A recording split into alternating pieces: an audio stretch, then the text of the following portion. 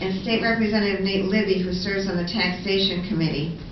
This question was presented by Senator Cleveland. Thank you, Lynn. Thank you, Troy and Emily.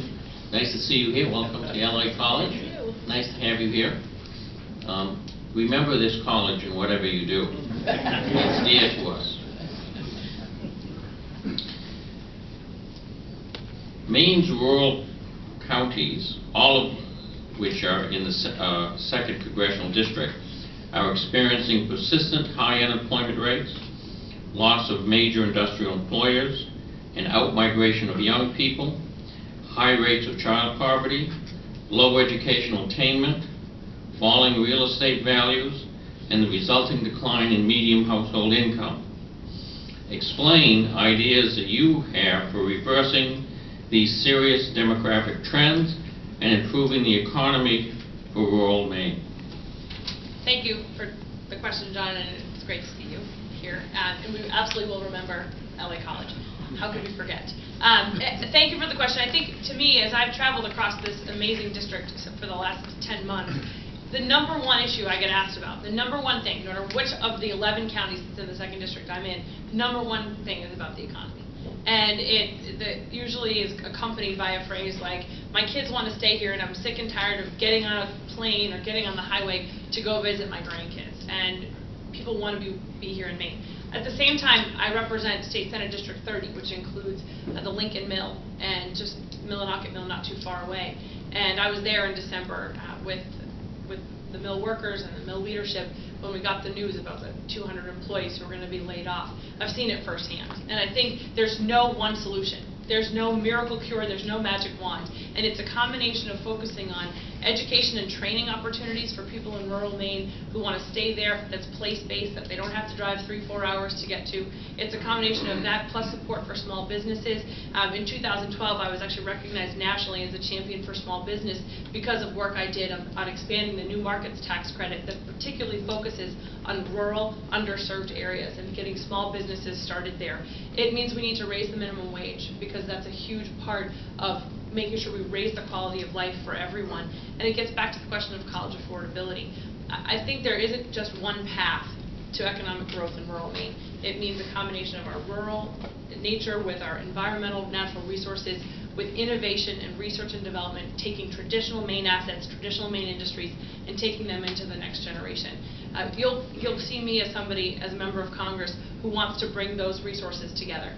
Being the representative in the 2nd CD means you get to stand on the balcony and look across the whole state and look at where things working and how do you repeat that other places. I will be somebody who brings people together, as I have in Augusta for the last 10 years, to convene that conversation and say, we've got to do this together. We can't do it one county at a time. We have to do it all together. Thank you, John. Thanks, Senator Cleveland. I mean, this is obviously a big thing for me. This is why I originally ran for the legislature. I mean, I've been unemployed more times than I care to mention. I work in an industry that has all kinds of problems as far as mills shutting down, people being able to get quality jobs, and I think that our whole focus here in Maine and quite possibly in the country is really screwed up. I mean, we don't have a policy that we're looking to make sure that our core industries in this state are taken care of. We have mills that used to provide excellent jobs. They still have a lot of jobs, but nowhere near what they used to. And we're sending wood out of the state on a constant basis. Not only are we sending the wood out of the state, we give them a tax break to do it. We have a lobster industry, fishing industry, that we have very few processing centers. Again, we're sending that product into Canada all the time. There's jobs that we're losing there in the logging industry or the mill industry in places that I know very well, northern Maine, places like St. Bonfield. You watch 230 loads of wood a day go across that border.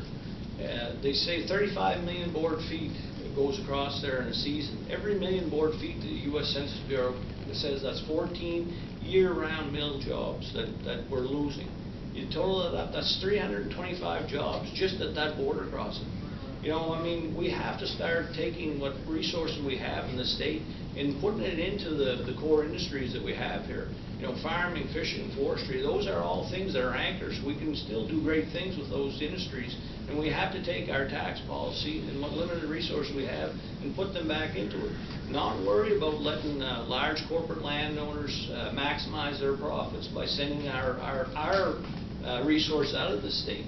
I just think that, you know, we have an opportunity to turn this conversation around and make sure that people have quality jobs in here, but we can't keep doing it the same way. We can't keep letting few people get rich off the backs of the rest of us. And that's obviously why I got into politics to begin with. That's why I'm known as a Labor Democrat, because I think that we still have great opportunity here. And I mean, I'm a small businessman. I've been a small businessman. I know that you know, we can do this, but you can't continue to pump what limited resource we have out of the state. You know, you have to turn that around, and you have to be bold.